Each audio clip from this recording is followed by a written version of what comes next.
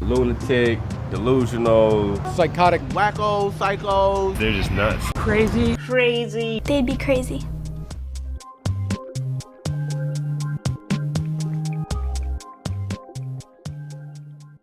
You are now in the largest psychiatric facility in the state of Florida. That's the Dade County Jail.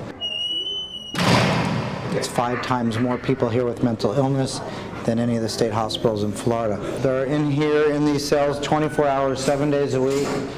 They're only allowed out twice a week for 15 minutes for a shower. It should only be no more than like 20 to 25 people on this floor. This week they had 41. But one thing that people have to understand, this is not corrections' fault. The Department of Corrections didn't create this problem. They're burdened with the problem because unfortunately society's just done a horrible job at treating people with mental illnesses. In fact, if you look around here, I really think this says more about us as a society than it does about people that have the illness, because this is absurd. There's just no reason that this many people with mental illnesses should be in our jails, and the jails certainly should not be the primary places for people with mental illnesses. And the state hospitals are basically full, so even people that have been declared incompetent to stand trial who need to go to the state hospital for competency, there's nowhere to send them. And I'm thinking to myself, if my brother is called Jackson and tell him, get out of here, I ain't gonna die in this shit, man. I'm not joking no second, but I ain't gonna die in this shit. I'm not gonna die in this shit. I'm not gonna die in this shit. I can tell you I ain't gonna die in this shit.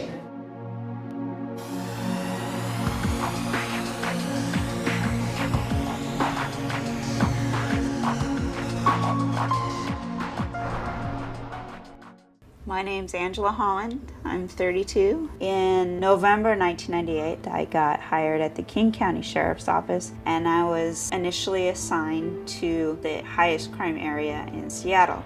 I got sent to a call. A guy's ringing a cowbell in his front yard, disrupting the neighborhood. He had gone out and thrown rocks at the neighbors and actually hit somebody and caused an injury. When I got there, I could clearly see that he was not okay. We can see him inside, like, crawling around on the house. But the wife is just telling us she wanted us to leave. He was sick. I end up arresting him and taking him to jail, which was a terrible idea. Probably what we should have done that night is sent him so he could have been evaluated instead of booking him into jail, because clearly he needed medical attention. He did not need jail. You know, we really need to see the face of mental illness. It is not that stereotypic homeless person pushing a shopping cart. 1 in 5 adults suffer from some kind of major mental illness. It's you, it's me, it's our doctors, our law enforcement officers, everybody. 1 in 5. Pretty much everyone on my dad's side of the family is bipolar, and I am too. Half the people we deal with are mentally ill, and we don't even get training on that. We have to know the serial number to our handcuff and our gun, but we aren't taught what bipolar means or what schizophrenia is or what to look for, you know, and how to respond to these people. We're taught shoot them, taser them, you know, which is what a lot of people's first response is. That's just crazy. It makes no sense. And so we came up with some solutions on how we should address it. CIT, which stands for Crisis Intervention Team Policing. We teach them on, hey, this is how you identify someone who has a mental health crisis. These are the techniques that you can use to de-escalate the situation so you can calm it down. A lot of it just may seem common sense, but it's contrary to the way that they've been trained.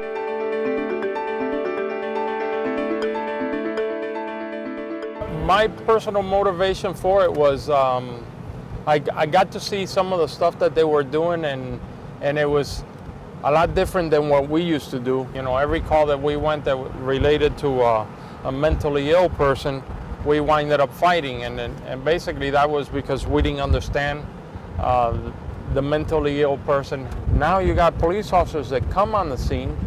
They're not getting ready for a war with this person. In the community, have really embraced this program. Not one CIT officer has fired a bullet in 3 years. No officer has been injured over there. Nobody with mental illnesses has been hurt. I mean, you just don't get a better response than that. It really works. Part of the reason we have such a difficulty getting the resources necessary to build a better system is there is such a stigma.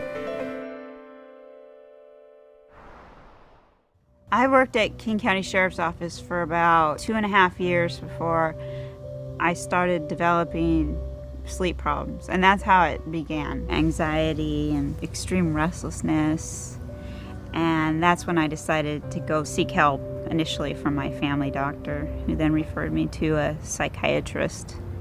After I was diagnosed with bipolar disorder,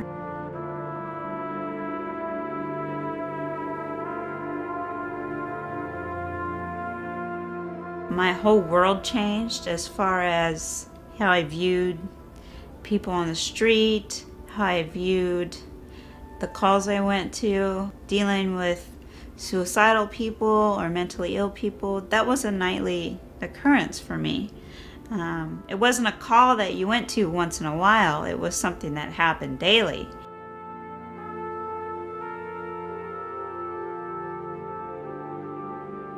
And so at this point, I'm just crying because I can't even believe it. I hadn't done anything wrong, anything at all. I hadn't been in trouble. Nobody had said, "You're acting crazy, you need to go home."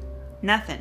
We lump mental illness into one category, which usually has some stigma of that person being crazy, off their rocker, nuts, whatever that might be. As a public, we need to be better educated. Otherwise, we're going to continue to perpetuate these medieval thoughts about what it is to have a mental illness. Whether it be a bipolar or depression, you just don't know if they're gonna, flip out. Isn't that the whole scary part of a mental illness? You're never really sure. You have to be careful because they can come in as a normal person, and the next thing you know... Bipolar patients don't sort of explode, within 20 minutes. There's a gradual increase, there's a gradual decrease. One of the things that the newer technologies are allowing us to do is to look deeper inside the brain. On the right, we have an individual with bipolar disorder, and you can see that this brain is different. Having a brain disorder is not unlike any other medical disorder, such as high blood pressure. Take care of it, treat it with the right therapies and medicine, and you can have a normal life. In the case of Angie, would it have been better for her to stay in the closet and not come forward? I don't think so. And the more the public knows about people who are able to be treated and function and contribute to society, it downgrades the stigma. Am I going to get discriminated against again? Maybe. Every job I apply for requires a background check. And the reason for leaving, I write down medical. I know that sends off alarms. I'm going to have to suffer this stigma for the rest of my life. I think it's better to be healthy and move forward in life. We have to demystify psychiatric illness to make people understand that it's just another form of medical illness. The bottom line is ignorance breeds fear, and fear breeds intolerance. 1 in 5 people are suffering from a mental illness.